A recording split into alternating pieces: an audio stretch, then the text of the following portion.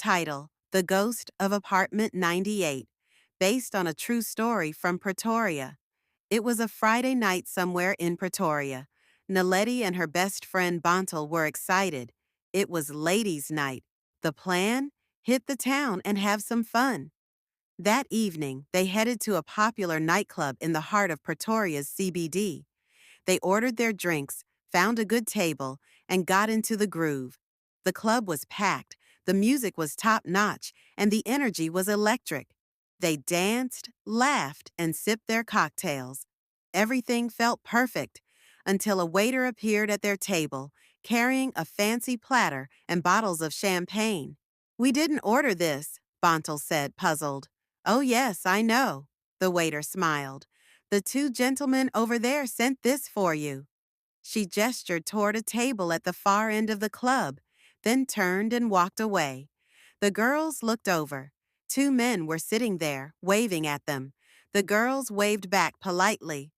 Naledi leaned toward Bontel and said, "Let's return it." Bontel shook her head. "Girl, they already paid. It's saving us money." Naledi gave in. "Fine, we'll enjoy this, but next round is on us." After a while, the two men walked over. "May we join you, ladies?" one asked. The girls nodded. "I'm Mike," the taller one said with a charming smile. "And this is my friend Arnold." Their Nigerian accents were clear. "Hi, I'm Bontel, and this is Naledi."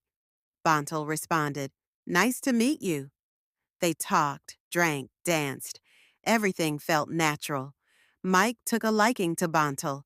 As the night wore on, he leaned in and asked her, "Where are you going when the club closes?" "Home," she replied. "Why not come with me instead?" After some hesitation, Bontel agreed. By 2 a.m., the club was closing. Naledi left for home. Arnold wandered off to another club. Mike and Bontel headed to his place.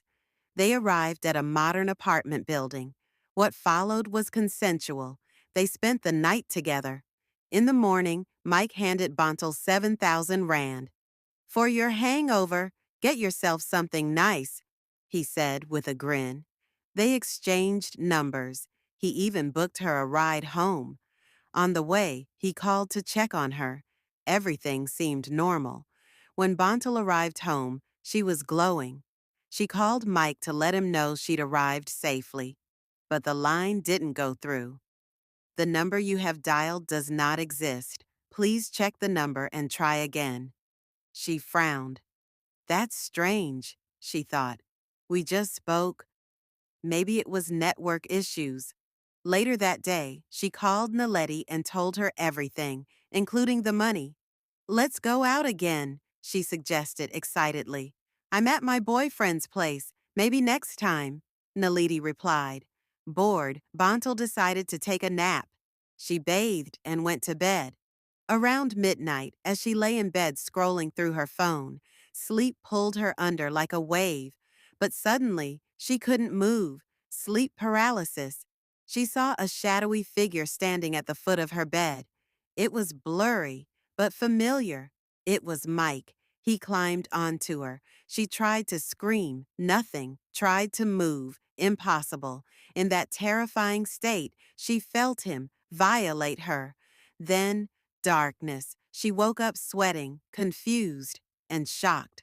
Her body felt like it had been touched. There were signs, physical signs, that something had happened. But how? It had to be a dream, right? She tried to call Mike again. Still nothing. And it didn't stop there. For the next 4 nights, it happened again.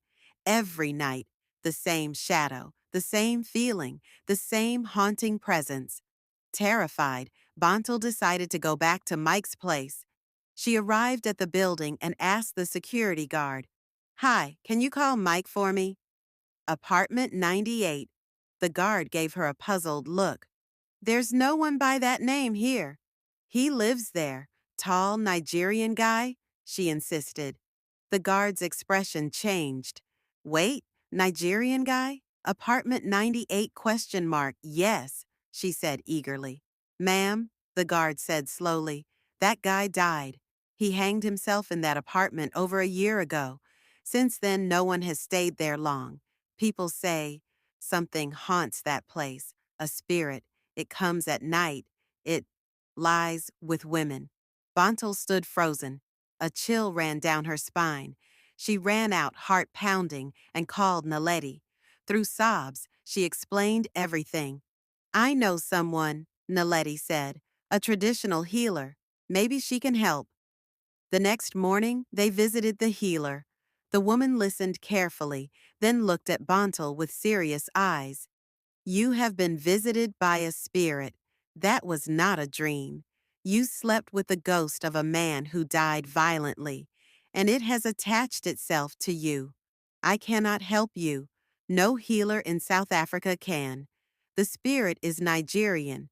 Only a Nigerian traditional healer might be able to sever this bond. But Bantal had no money left, no contacts in Nigeria, no plan, and to this day, she still seeks help because every night, Mike returns. Please don't forget like and subscribe the video. Thank you.